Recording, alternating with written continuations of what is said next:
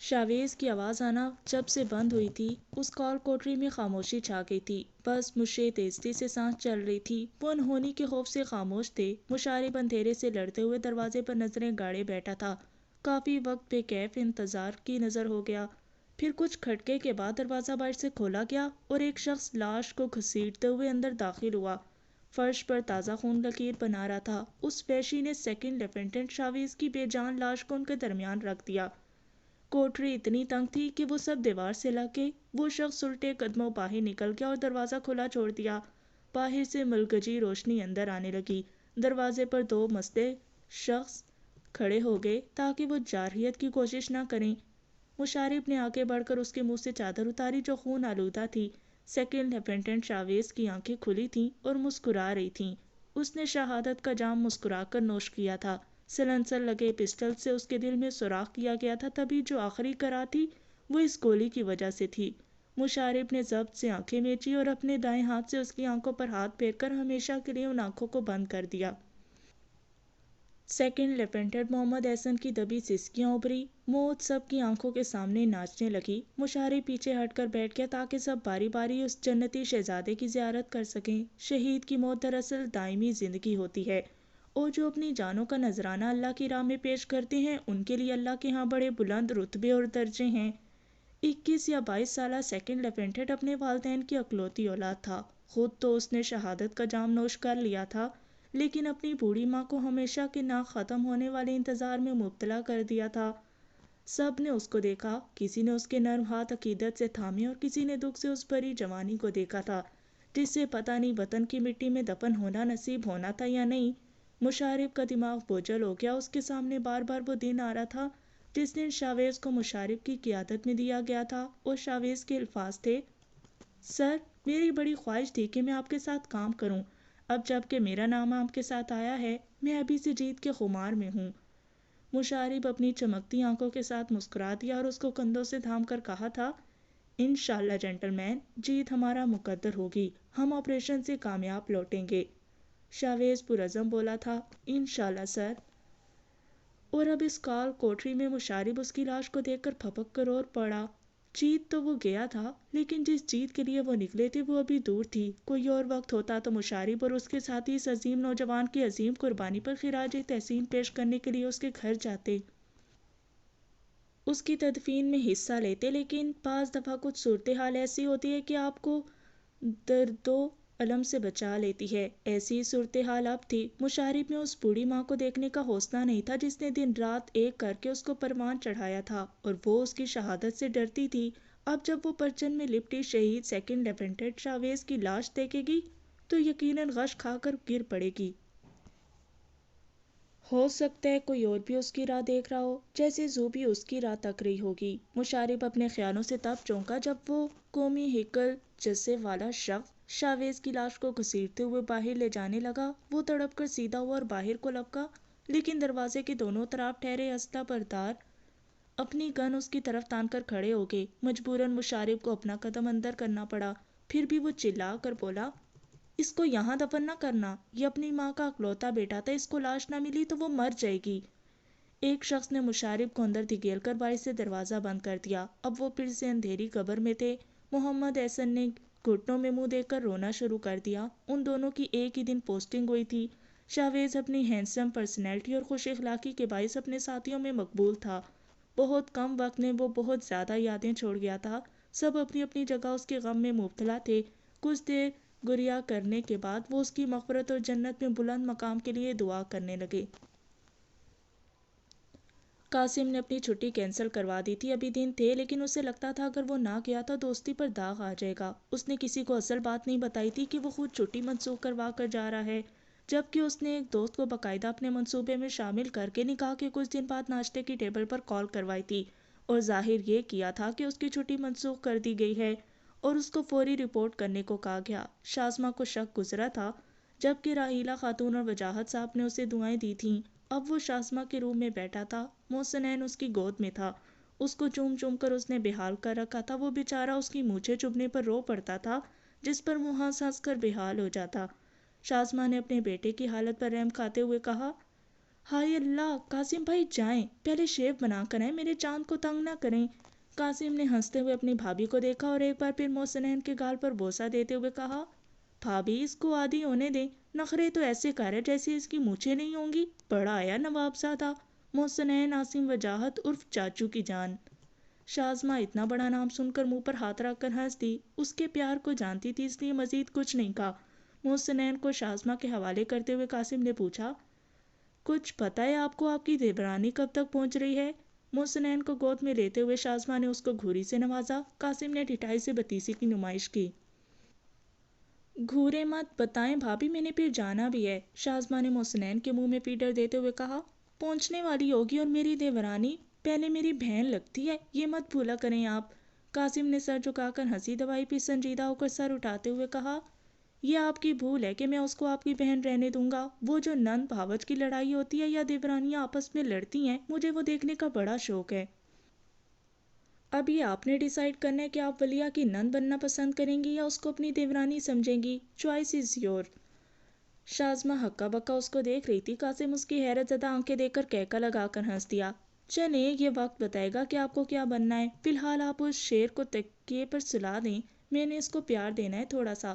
اس نے بیچارہ سا منہ بنا کر کہا، کیونکہ شازمہ کی گود میں جب محسنین ہوتا تھا تو قاسم اس کو پیار نہیں کرتا تھا شازمہ کے احترام میں، لیکن شازمہ نے فوراً سے محسنین کو اپنی گود میں دبوچتے ہوئے کہا، رہنے دیں آپ، بڑی مہربانی، آپ کے تھوڑے سے پیار پر جب یہ شیر دھاڑتا ہے تب آپ کی بھی کان بند کر کے بھاگتے ہیں، میرے بچے کی نیند خراب نہ کریں۔ بات اس کی بالکل ٹھیک تھی، قاسم اس کو سونے نہیں دیتا تھا، بس رات کے وقت جتنی نیند قاسم لیتا تھا تب تک محسنین بھی نیند دے سکتا تھا۔ قاسم کے جاگتے ہی محسنین کی نیند اڑ جاتی تھی۔ قاسم دور سے اپنے دوست کو فلائنگ کس کرتا اس کے کمرے سے باہر چلا گیا۔ یہ شام کا وقت تھا۔ قاسم اس وقت تازہ شیو کیے خوشبوؤں میں نہا کر بیٹھا تھا۔ اس کا کمرہ خوشبو سے معطر تھا۔ وہ اس وقت نیوی بلو پینٹ شرٹ میں ملبوس جانے کو تیار نظر آتا تھا۔ اس نے بے چینی سے گھڑی پر نظر ڈالی، شام کے 5 بجنے والے تھے۔ وہ کپ درست کرتے ہوئے بڑبڑایا، ولی کی بچی ابھی تک نہیں آئی۔ اپنے سفری بیگ کے ساتھ ٹیک لگا کر وہ نیم دراز ہو گیا۔ اس کے بیڈ کے سامنے ہی ونڈو کے اوپر مشارب اور قاسم کی یونیفارم میں ملبوس تصویر تھی۔ یہ ان کی چراٹ میں ہونے والی دوران ٹریننگ تصویر تھی۔ دونوں ہی کسی بات پر ہاتھ مار کر ہنس رہے تھے۔ یہ یادگار تصویر ان کے ایک روم میٹ نے بنائی تھی جو ان کی دوستی سے بہت متاثر تھا، پھر اکیڈمی سے کامیاب لوٹنے پر دونوں کو گفٹ کی تھی۔ اس کا کہنا تھا، میں چاہتا تو 2 تصویریں فریم کرواتا، لیکن یہ تصویر پھر آپ کو جدا کر دیتی، اب دیکھنا یہ ہے کہ کون لے جاتا ہے اس کو۔ قاسم نے اس کی بات مکمل ہوتے ہی کہا، آف کورس میں لے کے جاؤں گا، اس کو اپنی قدر نہیں میری قدر خاک کرے گا۔ مشارب نے اسے پیار بھری گالیوں سے نوازتے ہوئے تصویر اسے لے جانے کی اجازت دے دی تھی۔ تب سے یہ تصویر اس کے کمرے کی زینت تھی اور گفٹ دینے والا بھی خوش تھا۔ قاسم بغور اس طرف دیکھ رہا تھا، اسے اپنے کمرے کے باہر آہٹ محسوس ہوئی۔ اس نے سر اٹھا کر دروازے سے نیچے سایہ دیکھنے کی کوشش کی، اسے ایک سایہ ہلتا ہوا محسوس ہوا۔ اس نے کندھے اچکا کر دوبارہ سے تصویر کو دیکھنا شروع کر دیا۔ وہ اس منظر میں کھویا ہی چاہتا تھا کہ ولیہ نے دستک دے کر اندر جھانکا اور شرارتی مسکراہٹ کے ساتھ اجازت طلب کی، کیا میں اندر آ سکتی ہوں؟ مجھے دیر تو نہیں ہوئی؟ قاسم نے نخوت سے سر جھٹکا، وہ اپنے دونوں ہاتھ سر کے نیچے رکھے ابھی بھی نیم دراز تھا۔ یعنی آ سکتی ہوں؟ ولیہ نے جھجکتے ہوئے اندر قدم رکھے، وہ آج پہلی بار اندر آئی تھی۔ قاسم کو یاد آیا تو وہ کھڑا ہو گیا، بے نیازی ایک طرف ڈال کر اس کا ہاتھ تھام کر سامنے صوفے کی طرف لے گیا، اس کے کندھے پر دباؤ ڈال کر اس کو بٹھایا، پھر پاس بیٹھتے ہوئے بولا، welcome to your home, your room and also my heart, sweet heart. Waliya کا دل لگتا تھا نکل کر باہر آ جائے گا، اسے سمجھ نہیں آ رہی تھی اللہ کے اس کرم پر ہنسے یا روئے کہ جس کو چاہا تھا وہ اب اس کا محرم تھا۔ ولیہ کا کانفیڈنس کود کر آیا۔ اس نے قاسم کی طرف دیکھتے ہوئے کہا، thanks for all this dear husband. Qasim نے اسے گہری نظروں سے دیکھا۔ ولیہ نے نظروں کا زاویہ بدل دیا۔ قاسم اس کی جھجک پر مسکرا دیا، پھر اس کو تنگ کرنے کو بولا، اب اس طرح کرو گے تو دل بے ایمان ہو سکتا ہے میرا۔ ولیہ نے سٹ پٹا کر تھوک نکلی، کس طرح؟ اور یہ آپ تھوڑا دور بیٹھیں، کمرے میں اے سی بند ہے کیا؟ مجھے کولنگ محسوس نہیں ہو رہی۔ ولیہ نے اس کو واپس پٹری پر چڑھانے کی ناکام کوشش کی۔ قاسم اب کی بار کہکا لگا کر ہنس پڑا، پھر ریلیکس ہو کر اس کے پیچھے صوفے کی بیک پر بازو پھیلاتے ہوئے بولا، میری پیاری ولی جان، اے سی کی کولنگ اس وقت 16 پر ہے، کہو تو اب کم کر دیتا ہوں۔ آپ کے چہرے پر جو یہ ہوائیاں اڑ رہی ہیں نا، ان کو قابو کر لیں، مجھ سے گھبرانے کی ضرورت نہیں۔ میں تمہارا دوست، تمہارا لور اور سب سے آخر میں شوہر ہوں، سو ریلیکس۔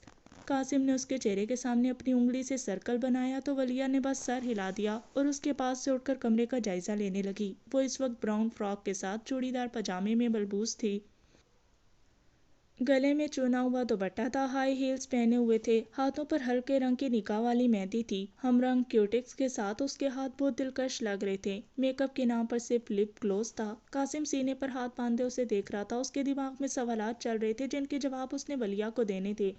ولیہ اس کا کمرہ گھوم کر اب مشارب اور قاسم کی مشترکہ تصویر کے سامنے جا کھڑی ہوئی۔ کچھ دیر دیکھنے کے بعد اس نے مڑ کر قاسم کو دیکھا اور مسکرا دی۔ قاسم نے بھی لب ڈھیلے کیے، وہ انہیں مارک سے دیکھ رہی تھی کہ اسے قاسم کی موجودگی کا احساس ہوا، وہ اس لیے کہ قاسم سے پہلے اس کے کولون کی خوشبو تک پہنچ گئی تھی۔ اس نے ذرا سا سر خم کر کے قاسم کو دیکھا۔ قاسم نے اس کے کندھوں پر ہاتھ رکھتے ہوئے کہا، ولی، یہ مشارب مصطفیٰ میرا دوست ہے۔ ولیہ نے حیرت سے اسے دیکھا اور بولے بنا نہ رہ سکی، جی ہاں میں جانتی ہوں ان کو۔ قاسم نے اس کے پہلو میں کھڑے ہو کر کاندھے پر بازو پھیلایا۔ اس نے سر اٹھا کر قاسم کی طرف استفہامی نظروں سے دیکھا۔ اس وقت یہ زندگی اور موت کے خطرے میں ہے، کیا تم بتا سکتی ہو میں یہاں کیا محسوس کر رہا ہوں؟ قاسم کا لہجہ بلا کا سنجیدہ تھا۔ ولیہ کی دھڑکن منتشر ہوئی۔ اس نے اس کا بازو کندھے سے ہٹایا، اس کے سامنے آتے ہوئے بولی، زندگی کیوں خطرے میں ہے؟ کیا وہ زخمی ہے؟ قاسم کی آنکھیں ایک لمحے کو نمکین پانیوں سے بھری تھیں، یہ ولیہ کو لگا تھا، لیکن قاسم نے بڑی مہارت سے اس پانی کو پی لیا تھا۔ نہیں، وہ زخمی نہیں ہے، وہ اس وقت اپنے ساتھیوں کے ساتھ یرغمالی بنایا گیا ہے۔ کیا تم سمجھ سکتی ہو یرغمالی ہونا؟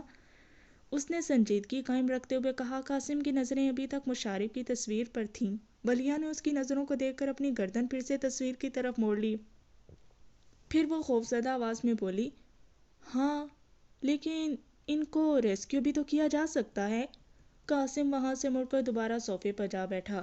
ولیہ وہیں ٹھہری رہی، وہ سوچ رہی تھی اس وقت مشارب کی حالت کیا ہوگی۔ وہ بھی سوچ میں غلطہ تھی کہ قاسم نے اس کے سوال کا بڑے بوجھل انداز میں جواب دیا، ہاں کیا جا سکتا ہے۔ اس نے جواب دیا، پھر کچھ وقفے کے بعد پھر بولا، تمہیں کیا لگتا ہے فوج آرام سے بیٹھی ہوگی؟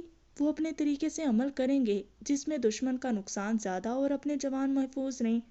ولیہ نے اپنی سراہی دار گردن موڑ کر اسے دیکھا، اس کے لمبے بال پونی ٹیل میں زیادہ اونچے اور لمبے لگ رہے تھے۔ قاسم نے اپنے پاس صوفے پر اشارہ کرتے ہوئے اسے کہا، یہاں آؤ ولی اور میری بات دھیان سے سنو۔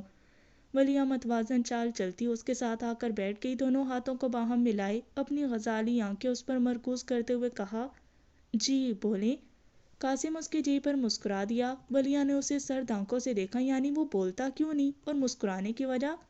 قاسم نے متوقع صورتحال کو جانتے ہوئے گلا کھنکار کر اپنی بات کا آغاز کیا، ولی، بات یہ ہے کہ میں آج واپس جا رہا ہوں، گھر میں کسی کو نہیں پتا کہ میں نے چھٹی ختم کروائی ہے، یہ میں صرف تمہیں بتا رہا ہوں کیونکہ میں جانتا ہوں کہ تم بہادر ہو، تم میری سچویشن کو اچھے سے سمجھ سکتی ہو۔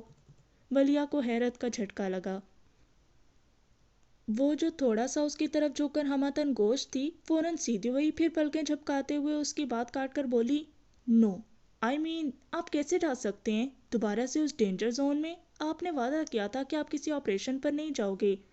ولیہ نے انگلی اٹھا کر اسے اس کے کہے گئے الفاظ یاد کروائے۔ آنسو تو جیسے باڑ توڑنے کو بےتاب تھے۔ قاسم اس کی حالت سمجھ رہا تھا، ابھی ہفتہ ہوا تھا نکاح کو اور آج ان کی پہلی ملاقات تھی as a husband and wife, اور آج ہی وہ واپس جا رہا تھا خود کو موت کے حوالے کرنے۔ قاسم نے اس کے کندھے پر ہاتھ رکھ کر اس کو سمجھانا چاہا، ولیہ اس کا ہاتھ جھٹک کر دور جا کھڑی ہوئی۔ قاسم نے بے چارگی سے اپنے بال نوچے۔ قاسم کا دل چاہ رہا تھا مشارب کو گالی دینے کو، کیونکہ اسی کا مشورہ تھا کہ نکاح کر لو۔ ولیہ تو اب پوری بیویوں والے نخرے دکھا رہی تھی۔ محبوبہ اور بیوی میں یہی تو فرق ہوتا ہے، محبوبہ جب بیوی بن جائے تو وہ زیادہ خطرناک ہو جاتی ہے۔ قاسم کرتے ہوئے اس کے پاس آیا، تب تک وہ دریا بہا چکی تھی۔ قاسم کے پاس بھی اس دریا پر بند باندھنے کا طریقہ تھا۔ وہ دبے پاؤں اس کے پیچھے جا کھڑا ہوا، ایک بازو اس کے گرد اس طرح حمائل کیا کہ وہ اس کی گردن سے ذرا نیچے ہوتا ہوا قاسم کی اپنی بائیں بازو پر لاک ہو رہا تھا۔ ولیہ نے اپنے دونوں ہاتھ قاسم کی حمائل بازو پر رکھ کر اپنا سر اس کے سینے پر ٹکایا۔ اس پیار پر وہ مزید رونے لگی، کیونکہ اب اسے سہارا بھی مل گیا تھا۔ قاسم نے اپنی ٹھوڑی اس کے سر پر ٹکاتے ہوئے اسے پیار سے سمجھاتے ہوئے کہا، میری جان کی زندگی تو وقف کر چکا ہوں میں اس دھرتی کی حفاظت کے لیے، لیکن میں سارے کا سارا تمہارا ہوں۔ لیکن مشارب میرا وہ ہیرا سب دوست ہے جس نے ہر مشکل وقت میں میرا ساتھ دیا ہے۔ اس ڈیوٹی میں میری اچھی کارکردگی کے پیچھے ہمیشہ اس کی موٹیویشن ہوتی تھی۔ وہ میرا بھائی ہے، مجھے نہیں پتا اس وقت صورتحال کیا ہے، لیکن وہاں جا کر پتا چلے گا کہ مجھے اس مشن کو جاری رکھنے کو کہتے ہیں یا کوئی اور کام سونپتے ہیں۔ تم رونا بند کرو، شاباش۔ ولیہ کی اس طرف پوچھ تھی، اس نے دونوں ہاتھوں سے اپنے گال رگڑ ڈالے۔ اس کی پونی ٹیل قاسم کے سینے میں چبھ رہی تھی۔ قاسم خاموش رہا، وہ جانتا تھا کہ اگر وہ یہ بات اس کو کہتا تو ولیہ نے اس پر بھی رونا شروع کر دینا تھا۔ آپ کو اب میری پونی بھی چبھ رہی ہے؟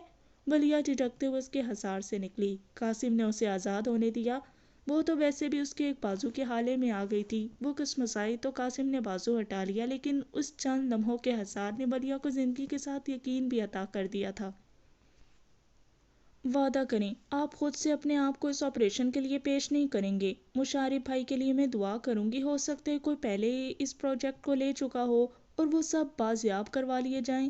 اس نے پھر سے دھونس جماتے ہوئے کہا تو قاسم اس کی معصومیت پر دل سے مسکرایا۔ وہ اب اس کو کیا کہتا کہ یہ نیک کام وہ پہلے دن سے کر چکا ہے جب سے اس کو اطلاع ملی تھی، پھر بھی خود کو فرما بردار شوہر ثابت کرتے ہوئے کہا، ہاں نہیں کروں گا ایسا، اب تم ریلیکس رہو اور اچھی بیویوں کی طرح رخصت کرو مجھے۔ ولیہ بدک کر رو دور ہوئی۔ قاسم نے ہنسی دبائی۔ ولیہ اس کا مطلب سمجھ رہی تھی، اس نے آنکھیں نیچے کر کے بولی، اچھی بیوی سے آپ کی کیا مراد ہے؟ ویسے بھی مجھے شازمہ ازبی نے کہہ کر بھیجا ہے کہ ان کے دیور جی سے دور رہنا ہے، ان کو آپ پر اعتبار نہیں ہے، لہٰذا دور رہ کر بات کریں۔ قاسم اس کی بات پر کہکا لگا کر ہنس دیا۔ ولیہ نے آنکھوں ہی آنکھوں میں اس کی نظر اتاری۔ ایک سجدہ شکر اس پر واجب ہوا تھا کہ اس کا محبوب اب اس کا محرم تھا۔ بھابھی سے تو میں ابھی جا کر پوچھتا ہوں، تم ذرا یہ مجھے بیگ پہنا دو۔ اس نے آرمی بیگ اٹھاتے ہوئے کہا تو ولیہ نے وہ بیگ پہننے میں اس کی مدد کر دی۔ حالانکہ مدد کی ضرورت نہیں تھی، لیکن یہ چھوٹی چھوٹی چیزیں محبت کو فروغ دیتی ہیں۔ ایک ہاتھ میں ہینڈ کیری لیے اور دوسرا بیگ پہنے ہوئے وہ دائیں ہاتھ میں ولیہ کا ہاتھ پکڑے اپنے کمرے سے باہر نکل آیا۔ اب اس کا رخ اپنی ماں کے کمرے کی طرف تھا۔ پاک فوج کو سیکنڈ لیفٹیننٹ چاویز کی لاش صبح ایک ٹیلے پر پڑی ہوئی مل گئی تھی۔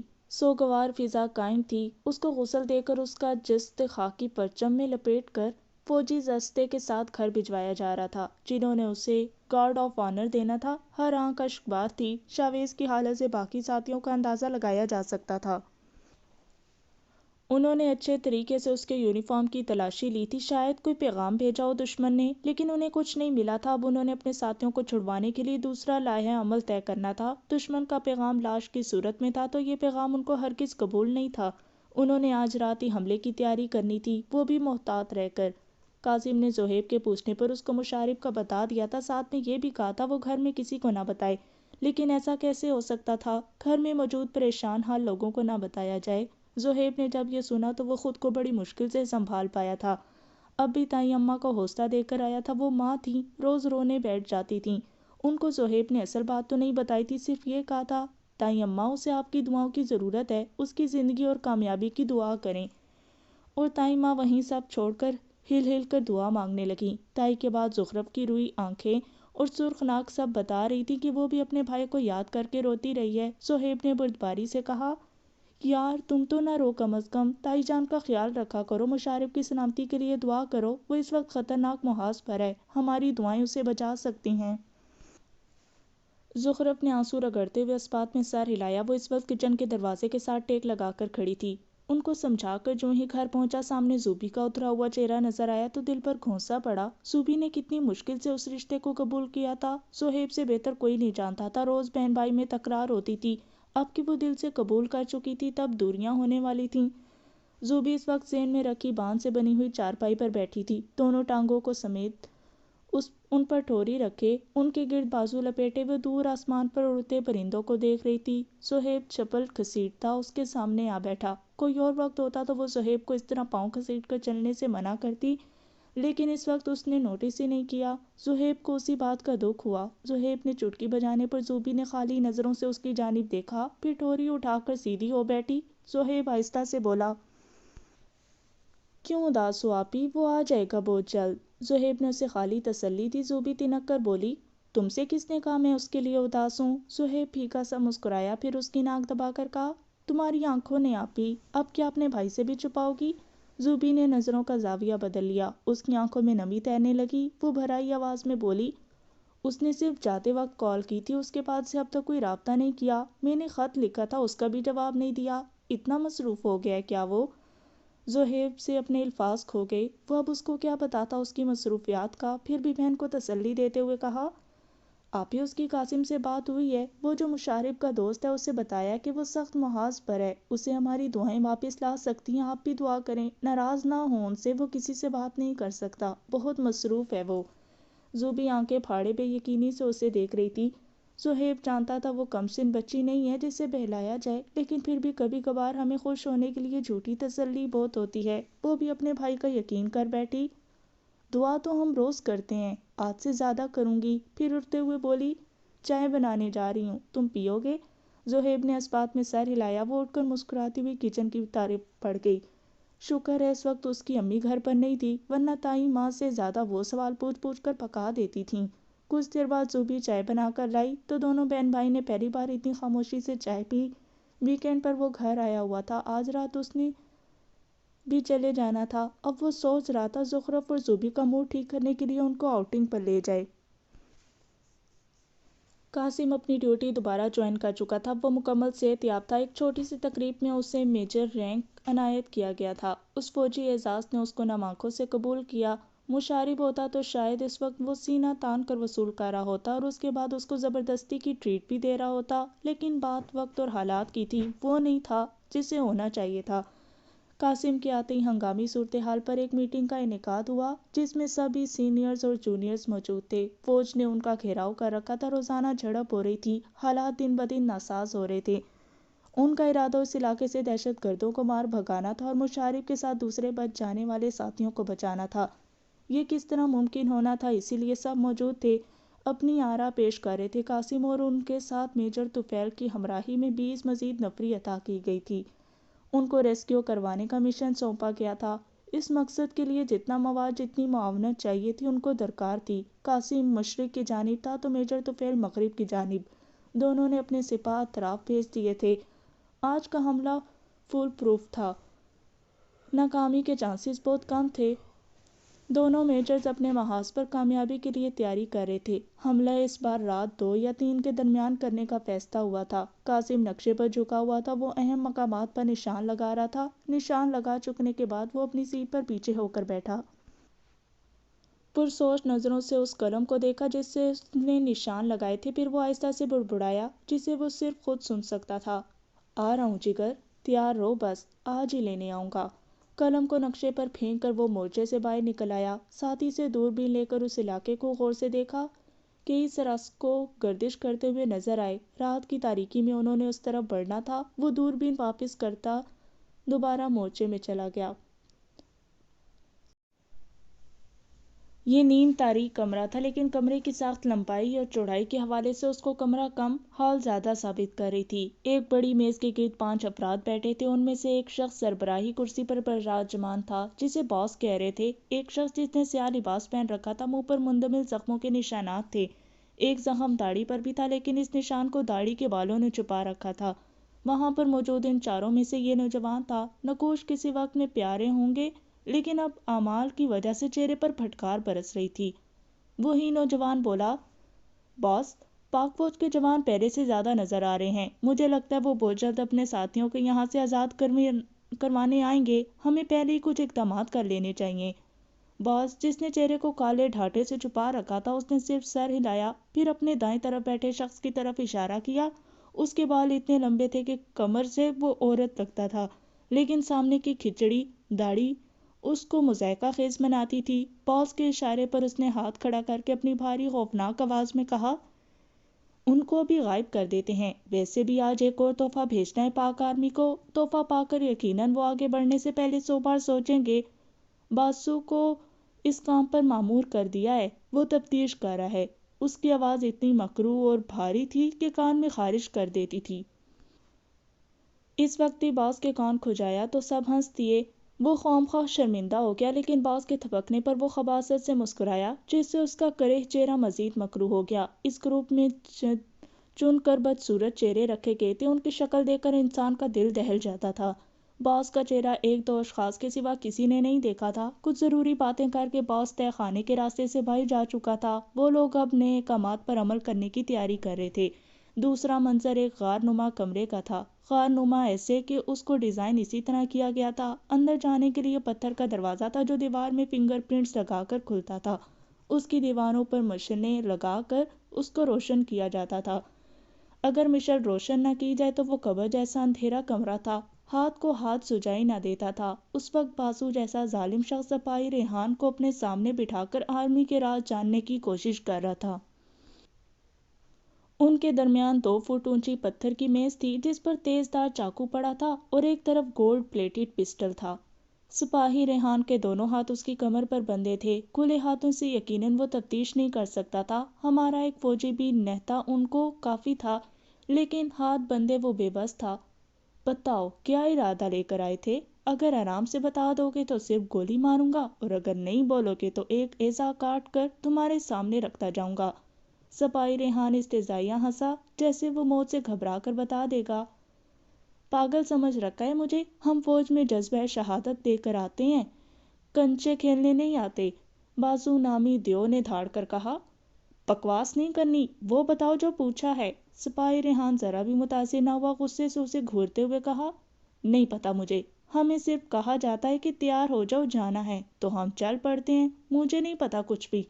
باسو نے اس کے سامنے چاقو کو کور سے نکالا، مشل کی روشنی میں اس کی سلور دھار چمکنے لگی۔ باسو نے اچھل کر وہ چاقو سپاہی ریحان کی دائیں ران میں گھوم دیا۔ ریحان کے منہ سے چیخ نکلی، پھر اس نے دانت بھینچ لیے۔ باسو خباثت سے اپنے کالے دانتوں کے ساتھ قہقہ لگا کر ہنسا، پھر چاقو پر زور دیتے ہوئے بولا، اب بولو، اب بھی نہیں جانتے کیوں آئے تھے اس طرف؟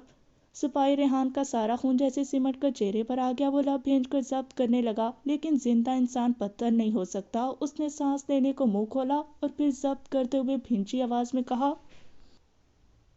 ہاں نہیں جانتا، چاہے ٹکڑے کر دو تب بھی یہی کہوں گا۔ باسو نے گھما کر چاقو وہاں سے نکالا اور پلک جھپکتے ہی دوسری ران میں گھسا دیا۔ سپاہی ریحان کی دھاڑ نکلی۔ باسو اس کی حالت سے حظ اٹھاتے ہوئے قہقہے لگانے لگا۔ اسی اثنا میں باسو کو ایک سگنل ملا۔ بلو ٹوتھ اس کے کان سے لگا تھا۔ اس نے قمیض پر لگا بٹن دبایا۔ ہاں بولو۔ اوکے۔ ابھی تو گیم سٹارٹ کیا تھا، تم نے روک دیا۔ چلو پھر صحیح۔ اس نے بٹن دباتے ہوئے عجلت میں اس کی ران سے چاقو نکالا۔ ریحان کی پھر دھاڑ نکلی، پھر اس کی پینٹ سے صاف کرتے ہوئے کہا، چل آج پھر اتنا صحیح، کل پھر یہاں سے شروع کریں گے۔ قسمت اچھی ہے تمہاری جو بچ گئے تم۔ اس نے پاس پڑا پانی کا گلاس اس پر الٹ دیا۔ یہ ایک طرح سے پانی پلایا تھا۔ ریحان نے بوکھلا کر منہ کھولا، چند قطرے اس کے حلق میں بھی گئے۔ کل سے پیاسا تھا وہ، یہ قطرے اس کے لیے غنیمت تھے۔ باسو نے اس کی آنکھوں پر کالی پٹی باندھ کر گھسیٹنا شروع کر دیا۔ دونوں بندے ہاتھوں سے وہ بے بسی کی انتہا پر تھا۔ باسو نے اس کے ہاتھ مار کر دروازہ کھولا۔ اس کا ایک ساتھی باہر کھڑا تھا۔ ریحان کو اس کے حوالے کر کے وہ دوسرے راستے کی طرف مڑ گیا۔ ریحان کو اس شخص نے اٹھا لیا۔ ریحان کی ٹانگوں سے رستا خون نیچے گرنے لگا۔ کافی دیر اٹھائے رکھنے کے بعد اس کو ایک کمرے میں جا کر پٹخ دیا۔ مشارب اس کی طرف لپکا تو گن اس کے سینے پر تان لی۔ مشارب واپس اپنی جگہ پر بیٹھ گیا۔ بے دردی سے پٹی اتار کر وہ باہر نکل گیا، دیوار پر ہاتھ مار کر دروازہ بند کر دیا۔ ریحان نے دیکھا تو حیران رہ گیا۔ وہ اس وقت دوسرے کمرے میں تھا اور سب کے لباس بدل دیے گئے تھے۔ کمرہ پہلے کی نسبت بڑا اور کشادہ تھا۔ محمد احسن اس کی طرف لپکا۔ اس نے اس کی پھٹی پینٹ سے اس کے زخم کا اندازہ لگانا چاہا۔ مشارب اور باقی ساتھی بھی اس کے گرد جمع ہو گئے۔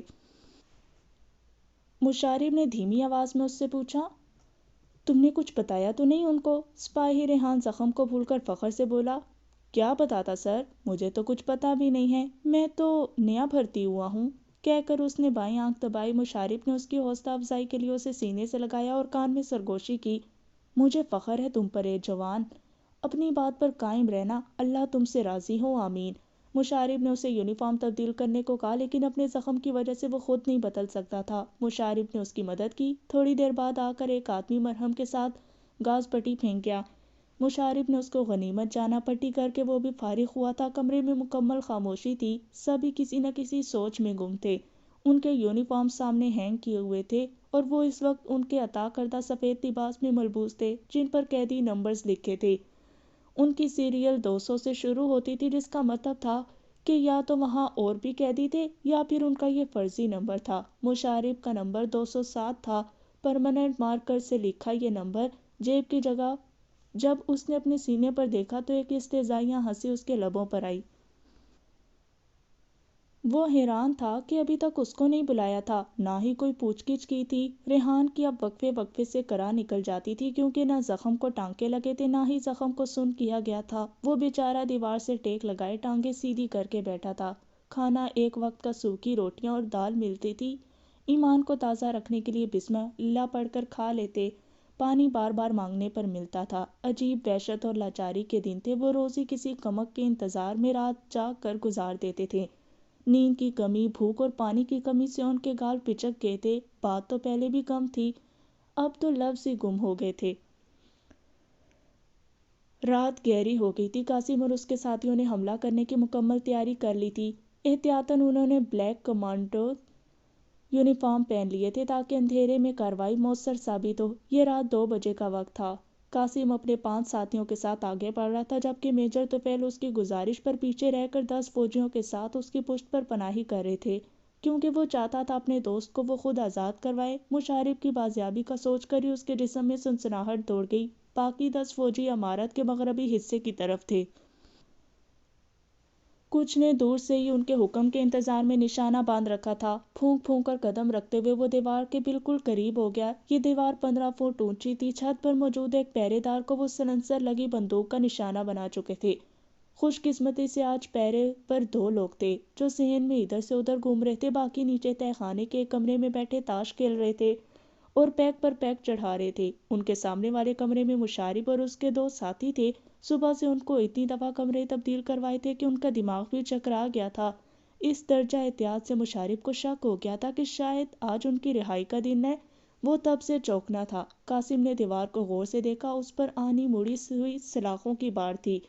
کنڈی اٹکانے کا بہترین ذریعہ تھا۔ اپنے پیچھے ٹھہرنے کا اشارہ کر کے خود اس آہنی سلاخوں میں کنڈی پھنسائی۔ کچھ دیر ٹھہر کر رد عمل کا انتظار کیا، لیکن جب 1 منٹ تک کوئی رد عمل نہ ہوا تو اللہ کا نام لے کر رسی کے ذریعے دیوار کے سرے تک پہنچ گیا۔ اس کی جیب میں جدید پسٹل تھا۔ نشانے بازی میں وہ ویسے بھی ماہر تھا۔ اس نے سر اونچا کر کے اندر جھانکا تو ایک ساتھی دوسرے کے کان میں کچھ کہہ کر اندر کی طرف بڑھ گیا۔ دوسرا ساتھی اس کو اندر جاتا دیکھ رہا تھا۔ قاسم نیچے ہوا، خود کو رسی سے لاک کیا، اس طرح کہ اب وہ دیوار کے ساتھ پاؤں لگا کر آرام سے بیٹھ سکتا تھا۔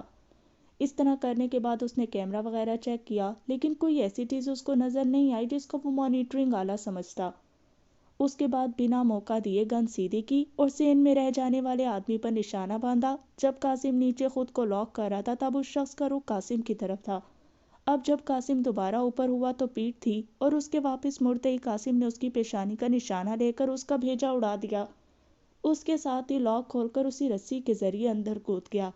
پلک جھپکتے ہی وہ رسی چھوڑ کر بھاگ کر اس شخص کے پاس گیا جو تڑپ رہا تھا۔ اس کو ٹانگوں سے گھسیٹ کر ساتھ گیلری میں پھینکا۔ اب وہ اس کے لیے خطرہ نہیں تھا۔ اس کے بعد گن پاکٹ میں رکھتے ہوئے کلوروفارم سے بھرا رومال نکالا۔ سانس روکے وہ اس شخص کا انتظار کرنے لگا۔ کالے نقاب میں اس کی بڑی آنکھیں بڑی بے خوفی سے جھانک رہی تھیں۔ اسے آہٹ محسوس ہوئی تو وہ چوکنا ہو گیا۔ دیوار کے پار باقی ساتھی اس کی سلامتی کی دعائیں مانگ رہے تھے۔ وہی شخص بولتا ہوا اس طرف آ رہا تھا، چل اب ریسٹ کرتے ہیں، اب ناگو کی باری۔ قاسم باز کی طرح اس پر جھپٹا۔ اس کے آخری الفاظ حلق میں دم توڑ گئے۔ کلوروفارم نے اس کو مفلوج کیا ہی تھا کہ اس نے ایک ہی جھٹکے میں اس کی گردن توڑ دی۔ اس کو آرام سے زمین پر لٹا کر ہاتھ جاڑے اور مزے سے کہا، لے اب پکا آرام کر۔ اس کے بعد اس نے رسی باہر پھینکتے ہوئے پیغام بھیجا، آل از کلیئر، اوور۔ میجر طفیل کی آواز اس کے کان میں سنائی دی، ویل ڈن بوائے، میں ساتھی بھیج رہا ہوں، اوور۔ قاسم نے اپنی عقابی نظروں سے ادھر ادھر دیکھتے ہوئے کہا، only 5 persons، over and out. یہ کہہ کر اس نے بٹن پریس کیا۔ پاکٹ سے دوبارہ پسٹل نکال لیا۔ ایک ساتھی نیچے اترا، اس کو اشارہ کر کے آگے بڑھا۔ پہلے 2 کمرے خالی تھے، تیسرے کمرے کی طرف بڑھا ہی تھا کہ اندر سے ایک شخص نہتا باہر نکلا۔ وہی شاید ناگو تھا۔ اس نے قاسم کو آنکھیں پھاڑ کر دیکھا کہ یہ کون ہے جو اندر آ گیا، لیکن قاسم نے اسے مزید سوچنے کا موقع دیے بغیر اس کے منہ پر ہاتھ رکھ کر اپنی طرف کھینچا اور گردن کو اس انداز سے جھٹکا دیا کہ وہ اذیت ناک چیخ بھی نہ نکال سکا۔ اس کی گردن ایک طرف لڑک گئی۔ اس کو احتیاط سے اپنے قدموں میں لٹا کر کمرے میں جھانکا تو سامنے اپنے ساتھیوں کو دیکھ کر اس نے شکر کا کلمہ پڑھا۔ سب سے پہلی نظر صوبیدار شمس کی پڑی۔ وہ اپنا بندہ دیکھ کر کھڑا ہو گیا، لیکن اس نے فوراً ہوش سے کام لیتے ہوئے اسے وہیں رکنے کا اشارہ کیا۔ قاسم جو نقاب الٹ چکا تھا فوراً سے پھر ٹھیک کیا۔ پہلے شمس اس کی طرف آیا۔ قاسم نے اس کو باہر بھیجا۔ آگے بڑھ کر اس نے کیمرے کی طرف دیکھا۔ وہ اس کے اوپر تھا۔ ہاتھ سے اس کا رخ چھت کی طرف کیا۔ سپاہی ریحان کی زخمی ٹانگوں پر نظر پڑی تو اس کو کندھے پر اٹھا کر باہر لے گیا۔ سب کو باری باری رسی کے ذریعے دیوار کے پار بھیجا جا رہا تھا۔ بڑی مشکل سے ریحان رسی کے ذریعے اوپر جا رہا تھا۔ اس کو پہلے اس لیے بھیجا جا رہا تھا تاکہ اس کی وجہ سے کوئی پھنس نہ جائے۔ 2 اور رسیاں بھی اندر پھینک دی گئیں۔ اس کو مشارب کے ساتھ 2 اور ساتھی نظر نہ تو ایک ساتھی کو پکڑ کر پوچھا تو اس نے بتایا، سر جی، شام سے ان تینوں کو ہم سے الگ کر دیا گیا ہے، نہیں پتا وہ کہاں ہیں، ہمیں باہر آنکھوں پر پٹی باندھ کر لے جاتے ہیں۔ قاسم خون کے گھونٹ پی کر رہ گیا۔ اس کو باہر بھیج کر خود وہ 4 ساتھیوں کے ساتھ LMG لیے آگے بڑھ گیا۔ میجر توفیل بھی اندر کود چکا تھا۔ تاش کھیلتے ہوئے ایک ساتھی کی نظر کمپیوٹر کی سکرین پر پڑی جو چھت کا منظر دکھا رہی تھی۔ وہ ہڑبڑا کر سیدھا ہوا۔ دوسرے بھی ہوش میں آئے۔ اگرچہ شراب نے دھت کیا ہوا تھا لیکن عادی شخص پر اتنی جلدی اثر نہیں کرتی۔ یہ تہہ خانہ تھا جس کی چھت لکڑی کے تختوں کی تھی۔ وہ اپنے سروں پر فوجی بوٹوں کی ٹھک ٹھک آسانی سے سن سکتے تھے۔ باسو نے تہہ خانے کو تاریک کرنے کا حکم دیا کیونکہ تہہ خانہ ہمیشہ اندر سے کھلتا تھا، اس لیے کوئی اس طرف نہیں آ سکتا تھا۔ ایک شخص اس میں ہمہ وقت موجود رہتا جس سے باہر ہی سے رابطہ کر کے تختہ کھینچا جاتا اور اندر آنے کے لیے سیڑھی فٹ کی جاتی تھی۔ ایک آٹومیٹک مشین گن بھی فٹ تھی چھت پر، لیکن اس کے سامنے کوئی نہیں آیا تھا۔ تبھی وہ خاموش تھی اور یہ آرام سے بیٹھے تھے۔ ان کے سامنے والے کمرے میں مشارب نے ان آوازوں کو سنا تو وہ یکدم دیوار کے سہارے کھڑا ہوا۔ اس کے چہرے پر مسکراہٹ زندگی کی طرح رینگی۔ محمد احسن اور صوبیدار طارق نے متوش نظروں سے اس کی جانب دیکھا تو اس نے مسکرا کر سر ہلایا۔ اس کی مسکراہٹ زندگی کی نوید تھی ان دونوں کے لیے۔ وہ بھی اس کی تقلید میں کھڑے ہو گئے۔ اچانک سے کمرے میں اندھیرا چھا گیا۔ یہ کیا ہوا؟ سیکنڈ لیفٹیننٹ نے سرگوشی کی۔ مشارب نے بھی اسی طرح جواب دیا، پتہ نہیں، شاید انہوں نے کچھ کیا ہو۔ مشارب کو پتہ نہیں کیوں ایسا لگا کہ اوپر قاسم موجود ہے۔ اس نے بوٹوں کی دھمک پر کہا، جگر، ہم یہاں ہیں، ہمیں اوپر نہ ڈھونڈو۔ لیکن یہ آواز قاسم سن سکتا تھا نہ کوئی اور۔ مشارب نے بے چینی سے دم سادے چھت کو دیکھنا شروع کر دیا جیسے وہ یہیں سے نیچے اتر آئیں۔ لیکن یہ بات وہ نہیں جانتے تھے کہ وہ فضول میں ان کا انتظار کر رہے ہیں۔ وہ نیچے نہیں آ سکتے جب تک ساتھ کے کمرے والے ان کے لیے راستہ نہ بنا لیں۔ بوٹوں کی دھمک بڑھتی جا رہی تھی اور ان تینوں کی بے بسی بھی۔ اوپر قاسم نے ہر کمرہ دیکھ لیا تھا۔ وہ تینوں اوپر کسی کمرے میں موجود نہیں تھی، حتیٰ کہ قاسم وہ ٹارچر سیل بھی دیکھ آیا تھا جس میں باسو نے سپاہی ریحان پر تشدد کیا تھا۔ ایک سپاہی تیز سانسوں کے ساتھ قاسم کی طرف آ کر بولا، سر، وہ یہاں کہیں بھی نہیں ہیں، ہو سکتا ہے ان کو کہیں اور شفٹ کیا گیا ہو۔ اب آگے کچھ کہنے سے پہلے اس نے قاسم کی خونخوار آنکھیں دیکھ کر سر جھکا لیا کیونکہ وہ آگے کہنے والا تھا کہ چلیں واپس۔ میجر توفیل نے قاسم کے کندھے پر ہاتھ مار کر اس کو حوصلہ دینا چاہا۔ اس نے خون آلود آنکھوں سے اس کی طرف دیکھا اور ایک بار پھر دیوار کو اپنے دستانوں میں چھپے ہاتھوں سے ٹٹولنے لگا۔ اسے شک تھا کوئی راستہ ضرور ہوگا۔ اتنے میں مشین گن سے فائر ہونے لگی۔ شاید کوئی چیز اس کے سامنے آئی تھی۔ میجر توفیل نے قاسم کو کھینچا اور دوسرے سپاہیوں کو واپس دھکیلا۔ اب یہاں مزید رہنا زندگی سے ہاتھ دھونے والی بات تھی۔ پہلے سپاہی باہر کو کودے، پھر میجر توفیل گیا۔ قاسم نے رسی تھام کر ایک نظر پیچھے دیکھا اور روتے دل کے ساتھ دیوار کود گیا۔ مشین گن کی آواز پر مشارب نے فوراً منہ پر ہاتھ رکھا تھا۔ ان دونوں نے بھی اللہ کو پکارا تھا۔ پھر بوٹوں کی آواز تھمی تھی۔ کچھ دیر بعد بوٹوں کی ٹھک ٹھک دور جاتی محسوس ہوئی، پھر بالکل معدوم ہو گئی۔ مشارب کے لیے یہ بات ناقابل یقین تھی کہ وہ آ کر واپس جا چکے تھے۔ اندھیرے میں اس نے ٹٹول کر دیوار ڈھونڈی اور پھر اس سے ٹیک لگا کر بیٹھ گیا۔ محمد احسن نے سرگوشی کی، سر جی؟ مشارب نے صرف کہنا مناسب سمجھا۔ یہ کیا ہوا ہے؟ محمد احسن نے حیرت سے سرگوشی کی۔ وہ چلے گئے احسن، بیٹھ جاؤ آرام سے۔ مشارب نے اس کو کڑا سچ بتایا۔ آنکھیں موند لی۔ احسن کے گلے میں ہڈی ڈوب کر ابھری۔ اس نے اندھیرے میں مشارب کو کھوجنا چاہا لیکن اندھیرے نے یہ کوشش ناکام کر دی۔ وہ بھی وہیں بیٹھ گیا۔ صوبیدار تو پہلے ہی سمجھ چکا تھا۔ وہ بھی گردن جھکا کر بیٹھ گیا۔ تھوڑی دیر میں کمرہ روشن ہو چکا تھا لیکن وہ اسی طرح بیٹھے رہے کیونکہ وہ جانتے تھے یہ روشنی ان کے لیے نیا عذاب بن کر آئی ہے۔ فوج میں 6 فوجی زندہ واپس آ جانے پر عید کا سماں تھا۔ سبھی ایک دوسرے کو مبارکباد دے رہے تھے۔ زخمی ریحان کو CMH داخل کیا جا چکا تھا۔ بازیاب ہونے والے ساتھیوں کی صحت اور خوراک کا خصوصی خیال رکھا جا رہا تھا۔ میجر قاسم اور میجر طفیل کی بہادری کے چرچے ہو رہے تھے۔ قاسم کو جب مبارکباد دی جاتی وہ پھیکی مسکراہٹ سے وصول کرتا۔ اسے خوشی تھی کہ 6 قیمتی لوگ واپس آ چکے تھے، لیکن اس آپریشن کے بعد جو کچھ مشارب اور 2 ساتھیوں نے سہنا تھا وہ اس کو سوچ کر لرز جاتا تھا۔ وہ اس وقت ریسٹ پر تھا۔ 2 دن اس کو آف دیا گیا تھا۔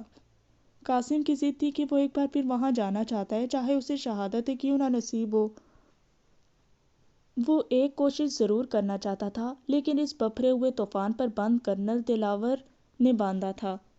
انہوں نے اسے سمجھایا کہ ایک ایک سپاہی قیمتی ہے، لیکن اس آپریشن کے بعد دشمن چوکنا ہو گیا ہوگا۔ ہمیں کچھ دن صبر کر لینا چاہیے۔ اور تب سے قاسم پیچ و تاب کھا رہا تھا۔ مشارب ٹارچر سیل میں تھا۔ اس وقت وہ اپنی سدھ بلائے زمین بوس تھا۔ مکوں کی وجہ سے اس کے چہرے پر زخم تھے، ہونٹ سے بھی خون رس رہا تھا۔ باسو نے تب تک اسے مارا تھا جب تک وہ نڈھال ہو کر بے ہوش نہیں ہو گیا۔ اوندھے منہ فرش پر لیٹے اس کی سانس بے ترتیب تھی۔ باسو اس کے قہر آلود نظروں سے دیکھ رہا تھا۔ جب سے فوجی آزاد ہوئے تھے مشارب اور باقی ماندہ کو ایک پل نہیں سکون لینے دیا تھا۔ باسو نے اپنے پاس پڑا سٹیل کا جگ پانی سے بھرا اٹھا کر مشارب کے منہ پر الٹ دیا۔ زخموں پر پانی لگنے سے مشارب بلبلا کر جاگا۔ اس نے اپنی سوجی ہوئی آنکھ سے اس ظالم شخص کو دیکھا۔ اس سے ٹھیک سے دیکھا نہیں گیا۔ وہ تہورا کر دوبارہ فرش پر سر گرا کر لیٹ گیا۔ باسو اس کی حالت پر کہکے لگا رہا تھا۔ اس کے بعد کسی ساتھی کو بلا کر مشارب کو ان کے مشترکہ جیل میں منتقل کیا گیا۔ مشارب گیا تو اپنی ٹانگوں پر تھا، لیکن واپس ہوش سے بیگانہ تھا۔ محمد احسن خود اس وقت آنکھ منہ سجا کر اور دکھتے جسم کے ساتھ بیٹھا تھا۔ مشارب کو اس حالت میں دیکھ کر وہ اور زخمی صوبیدار آگے بڑھتے تو ان کے دھکے سے واپس گرایا۔ وہ دیوار سے جا لگے۔ مشارب کو فرش پر پٹک کر وہ جا چکے تھے۔ وہ اس وقت آڑا ترچھا لیٹا تھا۔ محمد احسن نے اس کا مٹی سے ہٹا منہ صاف کیا، اس کا سر اپنی گود میں رکھا اور اس کا منہ تھپتھپاتے ہوئے پکارا، سر جی آنکھیں کھولیں۔ محمد احسن نے پریشانی سے اپنے ساتھی کو دیکھا۔ اس کی پریشانی پر صوبیدار طارق بھی آگے بڑھے۔ انہوں نے آ کر مشارب کی نبض دیکھی۔ نبض چل رہی تھی لیکن بہت مدھم۔ اس نے جیسے مسکرا کر محمد احسن کو تسلی دی۔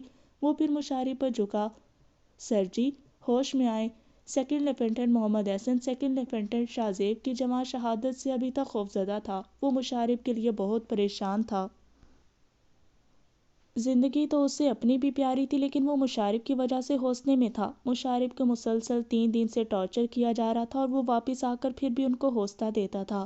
اب جب کہ وہ خود ہوش سے بیگانہ تھا تو محمد احسن کو ہر طرف تاریکی نظر آ رہی تھی۔ پاک آرمی ٹیم نے ایک بار پھر کوشش کی تھی ان کو آزاد کروانے کی، لیکن ان کی یہ کوشش ناکام بنا دی گئی۔ یہاں کچھ فلنار ہوئے تھے تو پاک فوج بھی کچھ زخمی حالت میں تھے۔ گمان یہ تھا کہ اب کچھ دن خاموشی رہے گی۔